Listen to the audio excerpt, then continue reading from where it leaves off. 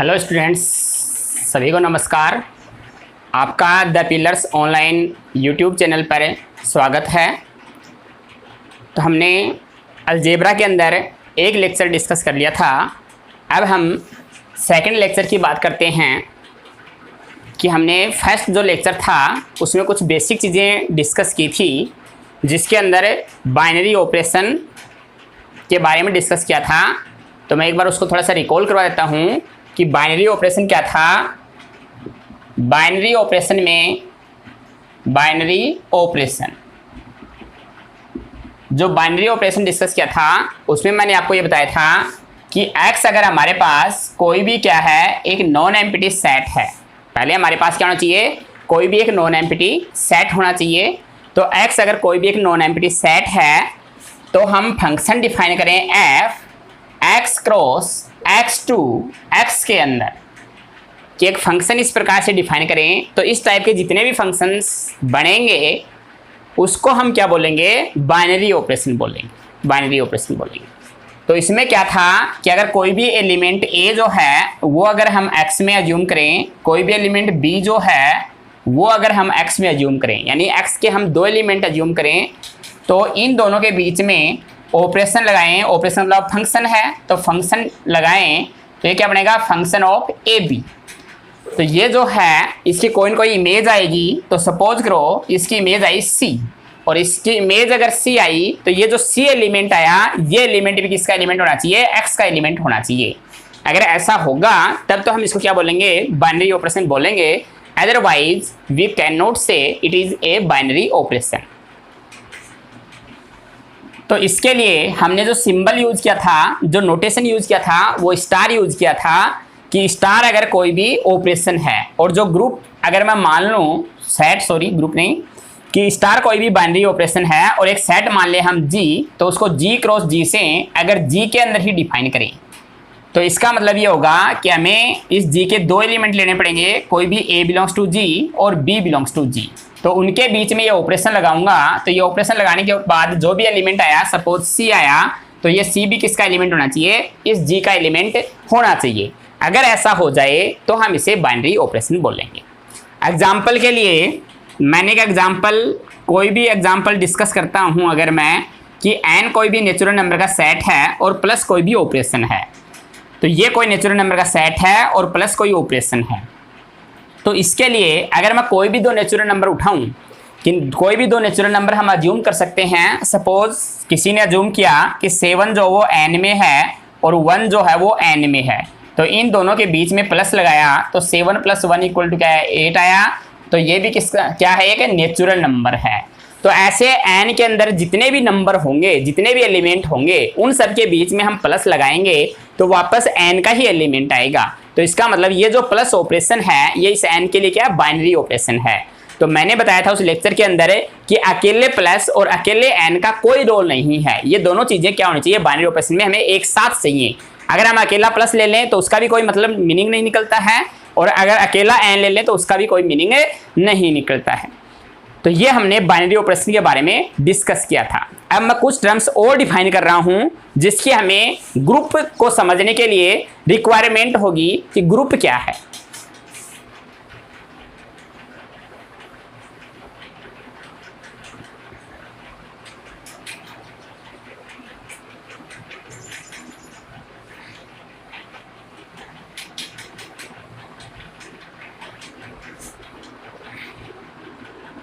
तो अगर मैं बात करता हूं कि कोई प्रॉपर्टी डिफाइन करता हूं जिसको मैं नाम दे रहा हूं G1, क्लोजर प्रॉपर्टी। कुछ और टर्म्स की जरूरत होगी हमें, तो वो टर्म्स हम डिफाइन कर रहे हैं हम। तो पहली है क्लोजर प्रॉपर्टी। तो क्लोजर प्रॉपर्टी में भी हमें क्या होगा कि हमें एक सेट की रिक्वायरमेंट होगी और हमें एक ऑपरेशन की रिक्वायरमेंट होगी। तो हम कोई भी एक सेट मान लेते हैं कि G कोई भी एक नॉन एम्प्टी सेट है और स्टार कोई भी क्या है, एक ऑपरेशन है, कोई भी एक ऑपरेशन है। तो ये क्लोजर प्रॉपर्टी जो है ये आपकी बाइनरी ऑपरेशन को ही बोला गया है कि जो बाइनरी ऑपरेशन है उसी का दूसरा नाम जो है वो क्लोजर प्रॉपर्टी है, कि अगर वो ऑपरेशन बाइनरी ऑपरेशन बन जाती है तो हम उसे क्लोजर प्रॉपर्टी बोलेंगे, अदरवाइज नहीं बोलेंगे।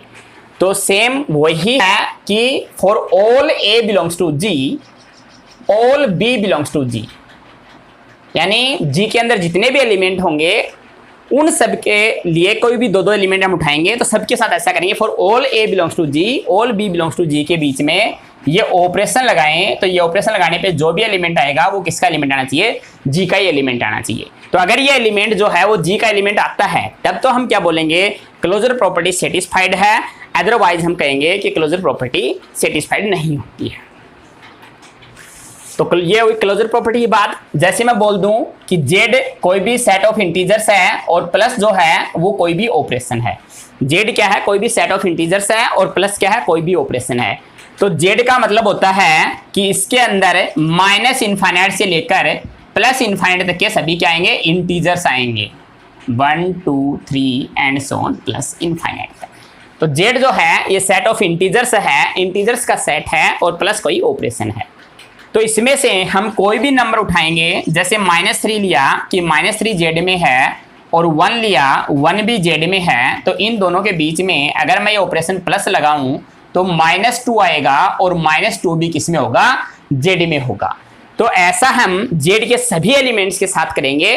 तो ऐसा जेड के सभी एलिमेंट्स के साथ करेंगे कि जेड के अंदर जितने भी एलिमेंट हैं, ऐसे कोई और एलिमेंट उठा सकते हो आप कि 2 जो है वो जेड में है और इधर से मैं -1 ले लूं कि -1 भी जेड में है, तो 2 प्लस -1 करूं तो क्या आएगा, +1 आएगा। तो ये भी किसका एलिमेंट आएगा, जेड का एलिमेंट आएगा।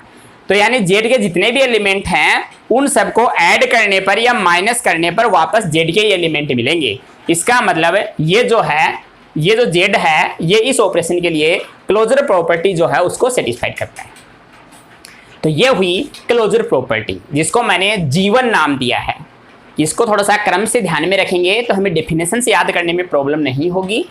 वैसे आप कोई भी प्रॉपर्टी पहले लगा सकते हो, लेकिन अगर हम थोड़ा सा सीरियल वाइज याद रखेंगे तो याद करवा देंगे आप लोगों को। तो सीरियल वाइज याद रखेंगे तो आपको कोई तकलीफ नहीं हो। तो ये हुई फर्स्ट प्रॉपर्टी। सेकंड प्रॉपर्टी को नाम देता हूं मैं G2। Associativity, Hindi medium students के लिए जिसे साहचर्यता बोलते हैं। थोड़ी बहुत टर्म लिख देता हूं मैं जिससे उनको हेल्प मिल जाए। बाकी तो इसमें तो कोई इंग्लिश हिंदी वाली बात नहीं है, मैथ है। थोड़ी बहुत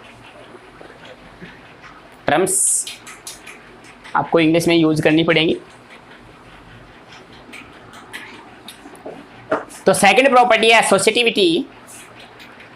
तो इसमें भी हमें क्या चाहिए, एक सेट चाहिए, वही नॉन एम्प्टी सेट चाहिएगा और एक ऑपरेशन चाहिए। तो हम मान लेते हैं कि जी हमारे पास कोई भी एक नॉन एम्प्टी सेट है और स्टार कोई भी एक ऑपरेशन है, may be plus minus anything else, कुछ भी हो सकती है ये। तो इसके लिए मुझे कोई 3 एलिमेंट लेने पड़ेंगे जी के। तो मैं 3 एलिमेंट ले रहा हूं कि एक एलिमेंट ए एज्यूम कर लेता हूं जी में, एक एलिमेंट बी एज्यूम कर लेता हूं जी का और एक एलिमेंट सी एज्यूम कर लेता हूं जी का। कि ये मैंने कोई भी क्या किया, 3 एलिमेंट ले लिए जी के। तो हम क्या करें कि ए स्टार बी, पहले ए और बी को ऑपरेशन करवाएं, उसके बाद उसकी सी पर ऑपरेशन करवाएं। कि पहले हम ए और बी के ऊपर ऑपरेशन लगाएंगे, जो भी ऑपरेशन देगा, और उसके बाद तीसरा जो एलिमेंट है उसके साथ उसको ऑपरेट करवाएंगे। तो ये जो वैल्यू है ये इक्वल आनी चाहिए कि पहले हम बी और सी के ऑपरेशन करवाएं, उसके बाद जो भी आया उसकी ए से ऑपरेशन करवाएं। यानी सीधी भाषा में हम ये बोले कि एक बार ब्रैकेट फर्स्ट 2 एलिमेंट के साथ होना चाहिए इधर तो, और उधर एलिमेंट लास्ट 2 के साथ होना चाहिए। इसको इधर भी लिख सकते हो, उसको उधर लिख सकते हो, कोई दिक्कत नहीं है। यानी ये पहले 2 की ऑपरेशन करवाएंगे, उसके बाद तीसरे एलिमेंट की ऑपरेशन करवाएंगे, और दूसरे टाइम हम क्या करेंगे, पहले लास्ट 2 की ऑपरेशन करवाएंगे, उसके बाद फर्स्ट एलिमेंट की ऑपरेशन करवाएंगे। तो अगर ये इक्वल हो जाए, अगर ऐसा हो जाए, किसके लिए, for all ABC belongs to Z के लिए, तो मैंने कोई भी 3 उठाए तो मैं क्या बोल दूं, all ABC belongs to G, कि जी के जितने भी एलिमेंट हैं उन सब के लिए ऐसा हो जाएगा। तो हम उसे क्या बोलेंगे, एसोसिएटिव प्रॉपर्टी बोलेंगे, कि इसमें जो है वो एसोसिएटिव प्रॉपर्टी लागू होती है। तो ये हो जाएगी आपकी एसोसिएटिविटी।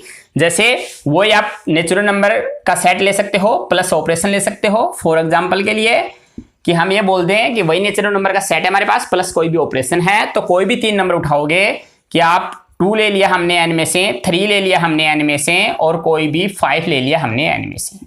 तो पहले हम 2 और 3 को प्लस करवाएंगे, क्योंकि ऑपरेशन अब स्टार की जगह क्या हो गई, प्लस हो गई। उसके बाद उसमें क्या करेंगे, 5 प्लस करेंगे। तो पहले इसमें क्या होगा, ये ब्रैकेट वाली चीज सोल्व होगी। तो 2 + 3 5 होगा, और +5 जो वो 10 हो जाएगा। ऐसे ही ये पहले हम क्या करें, 3 और 5 के ऑपरेशन करवाएं, यानी लास्ट 2 एलिमेंट के ऑपरेशन करवाएं। उसके बाद उसमें क्या करें, फर्स्ट एलिमेंट प्लस करें, फर्स्ट वाला एलिमेंट प्लस करें। तो इसकी वैल्यू भी है वो 10 आनी है। तो ये दोनों चीजें क्या हो जाएंगी, इक्वल हो जाएंगी। तो n के जितने भी नंबर उठाएंगे उन सब के लिए ऐसा हो जाएगा। तो इसका मतलब n में जो प्लस ऑपरेशन है वो एसोसिएटिव प्रॉपर्टी को सेटिस्फाई करती है। तो ये हो जाएगी एसोसिएटिव प्रॉपर्टी। तो हम बार बार इनको हमें सोल्व करना पड़ेगा। तो प्रॉपर्टी थोड़ी सी आपको ध्यान में रखनी पड़ेगी कि क्लोजर प्रॉपर्टी क्या है, एसोसिएटिव प्रॉपर्टी क्या है। अब हम बात करते हैं थर्ड प्रॉपर्टी की, जिसको मैं बोल रहा हूं G3 बोल दूं।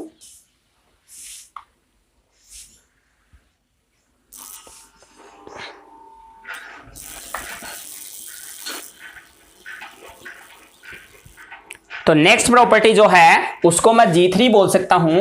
G3 का मतलब है एग्जिस्टेंस ऑफ आइडेंटिटी एलिमेंट, या डायरेक्ट आइडेंटिटी एलिमेंट बोल सकते हैं आप।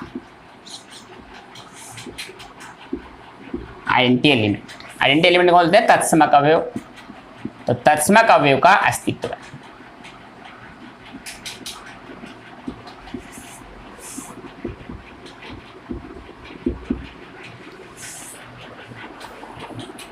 तो इसका मतलब क्या है कि इस प्रॉपर्टी का मतलब ये है कि इसमें हमें वही चाहिए कि G कोई भी एक नॉन एम्प्टी सेट है, और स्टार क्या है, कोई भी एक बाइनरी ऑपरेशन है, तो ये प्रॉपर्टी कहती है कि for all A belongs to G, यानी A के अंदर जितने भी एलिमेंट हैं उनके लिए there exist E belongs to G such that A star E करने पर वापस A ही आ जाए, या E स्टार A करें हम तो भी क्या है, A ही आए।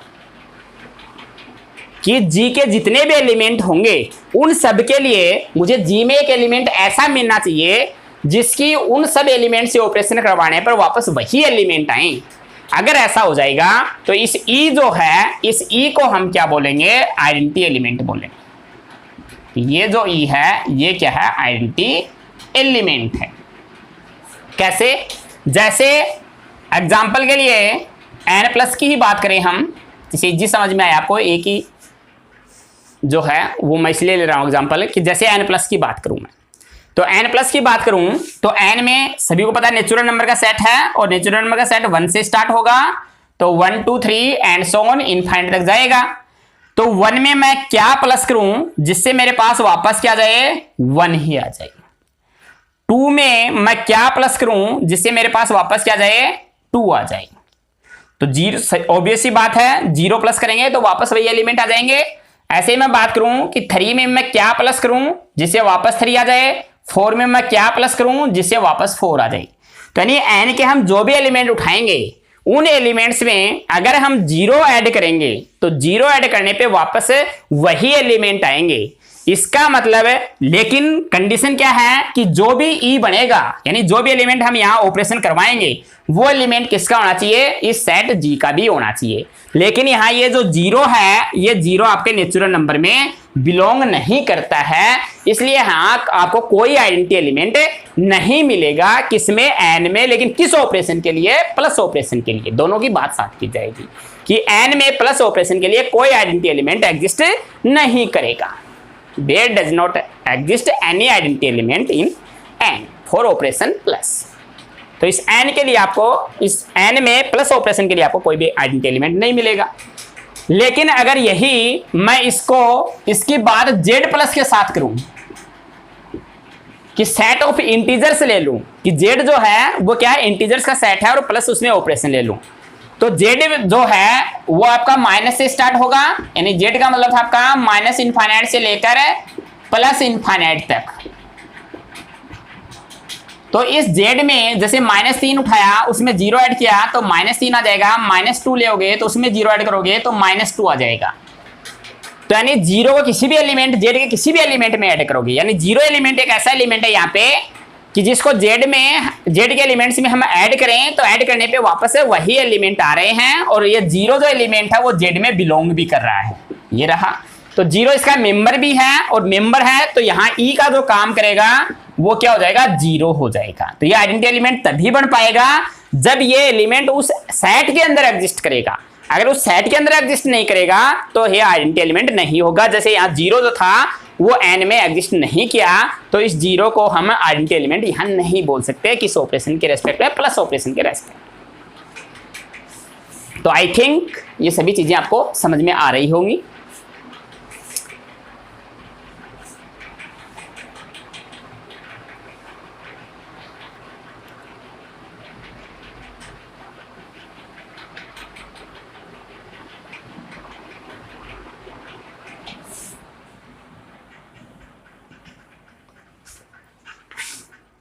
अब बात करते हैं हम ऑपरेशन नंबर G4 की बात करता हूं। इनवर्स एलिमेंट बोल सकते हैं इसको, एग्जिस्टेंस ऑफ इनवर्स एलिमेंट, यानी प्रतिलोम अवयव।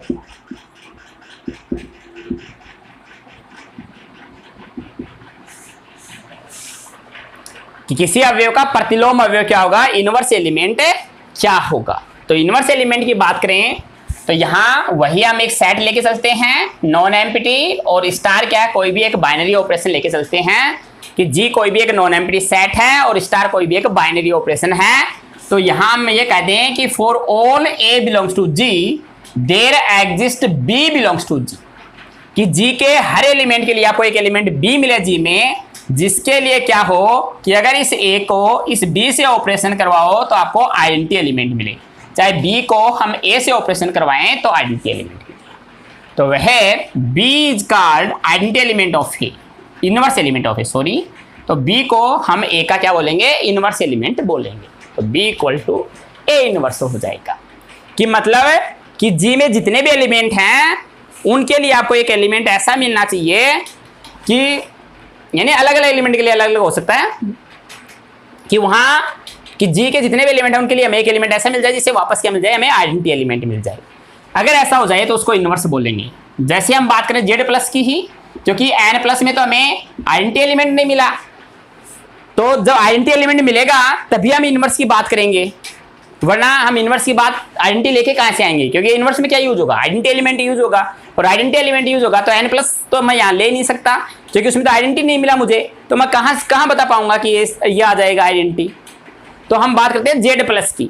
तो जेड प्लस की बात करते हैं तो इसमें अगर मैं -3 लिया जैसे जेड में, तो -3 में क्या प्लस करूं कि मेरे को आइडेंटिटी एलिमेंट मिल जाए। और आइडेंटिटी का मतलब क्या है, यहाँ पे जेड में प्लस के लिए आइडेंटिटी क्या था, 0 आया था, कि क्या प्लस करूं मुझे 0 मिल जाए। तो सभी का आंसर होगा कि 3 प्लस करने पे 0 मिल जाएगा। तो -3 + 3 करेंगे तो हमें 0 मिलेगा।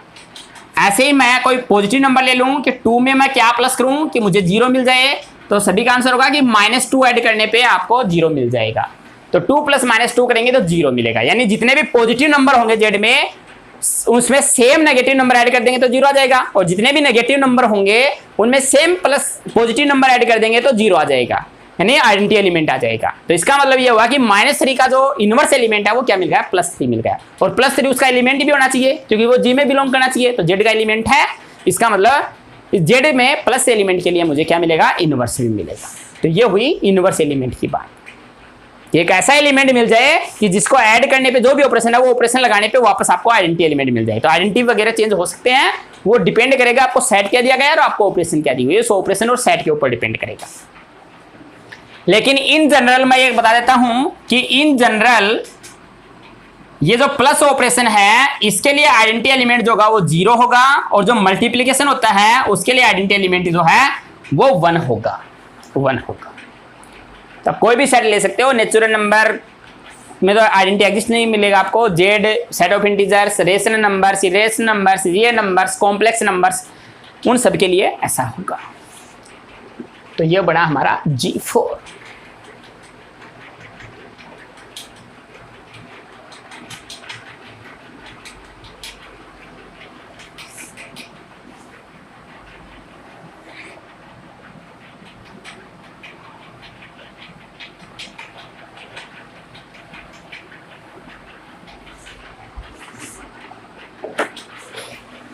अगली प्रॉपर्टी है G5 कम्यूटेटिव प्रॉपर्टी।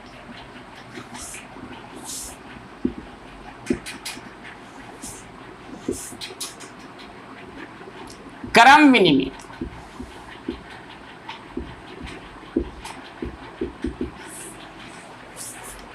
तो कम्यूटेटिव प्रॉपर्टी ये बोलती है कि A star B equal to क्या होना चाहिए, B स्टार A होना चाहिए for all AB belongs to G के।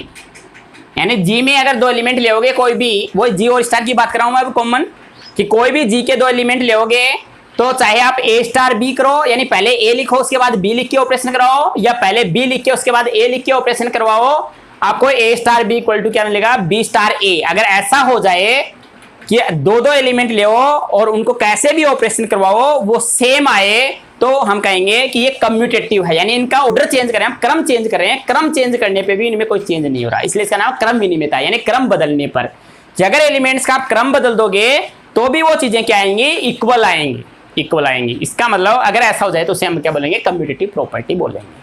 तो ऐसा जी के हर एलिमेंट के लिए होना चाहिए, यानी जी में जितने भी एलिमेंट हैं उन सब के लिए ऐसा होना चाहिए। अगर किसी दो एलिमेंट के लिए भी नहीं होगा तो ये प्रॉपर्टी फेल हो जाएगी। तो ये पांच प्रॉपर्टी मैंने डिस्कस की हैं, ये पांच प्रॉपर्टी आपको समझ में आनी चाहिए, इनको आपको ध्यान में रखना है। अगर ये ध्यान में रहेंगी तो आपको चीजें इजीली समझ में है। अब हमने ये जो भी पांच प्रॉपर्टी पढ़ी हैं इनके आधार पे हम कुछ डेफिनेशंस डिस्कस कर रहे हैं। तो जिसमें पहले डेफिनेशंस मैं ले रहा हूं अलजेब्रिक स्ट्रक्चर।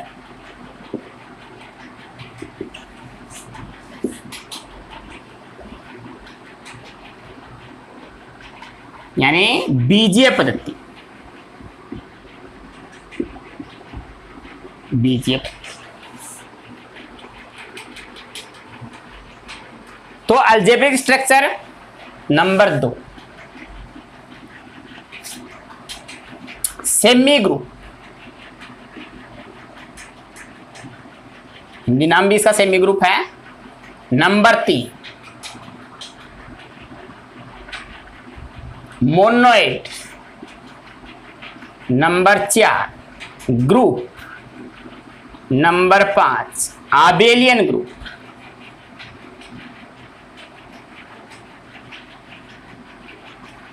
तो देखो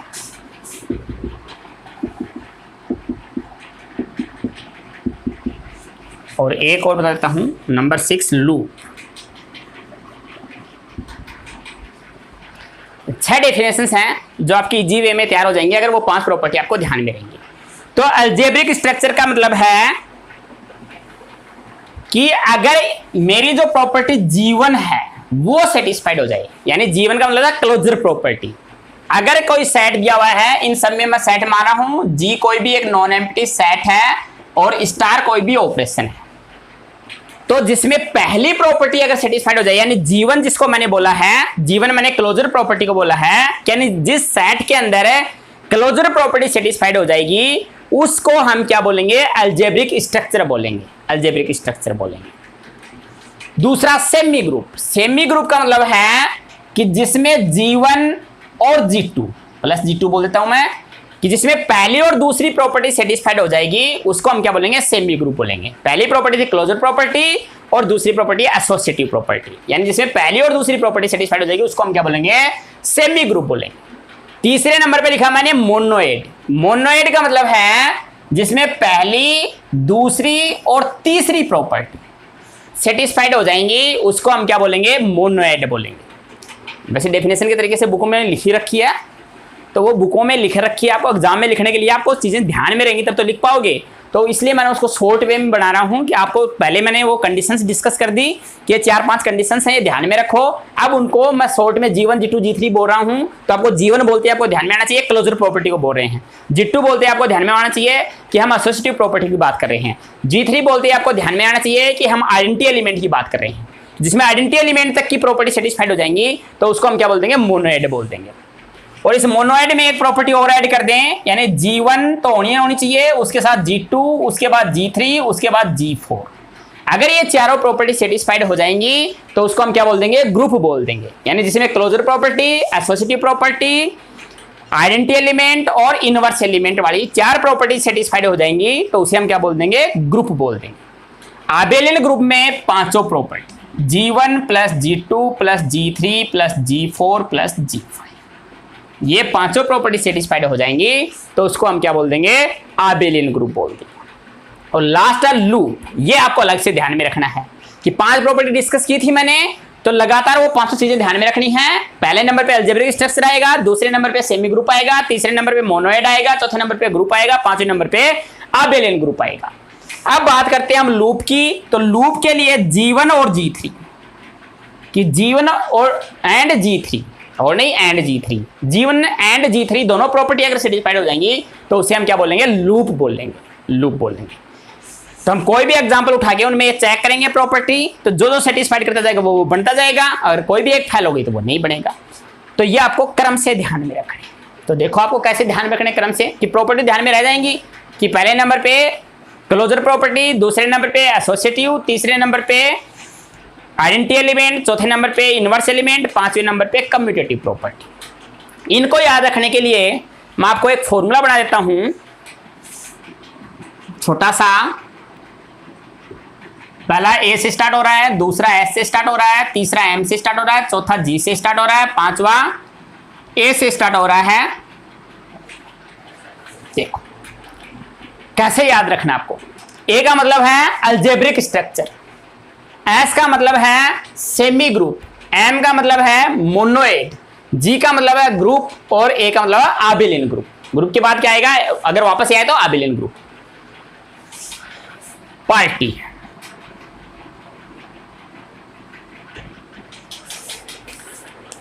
एक ट्रिक बता रहा हूं, देखो जिसको ध्यान से देखो। A को मैं लिख दूं आज, S को मैं लिख दूं सब, आज सब, M का मतलब मेरे, G का मतलब है घर, A का मतलब है आना। आज सब मेरे घराना पार्टी है, जी याद रह जाएगा कि आज सब मेरे घराना पार्टी। आप लोग इनवाइट हो कि आज सब मेरे घराना पार्टी करेंगे, पार्टी है। तो अब ध्यान रह जाएगा कि A का मतलब अलजेब्रिक स्ट्रक्चर है, S का मतलब सेमी ग्रुप, M का मतलब मोनोइड, उसके बाद G आएगा। तो ये याद रखोगे आज सब मेरे घराना पार्टी है, तो आपको एक क्रम से याद रह जाएंगे। तो इनके साथ वो प्रॉपर्टी ऐड कर दोगे तो आपकी 6 की 6 डेफिनेशन इजी वे में ध्यान रह जाएंगी। तो आज के लिए इतना ही, इसके बाद करेंगे हम नेक्स्ट लेक्चर में। तो ये डेफिनेशंस आपको ध्यान में रखनी है नेक्स्ट लेक्चर के लिए। Thank you.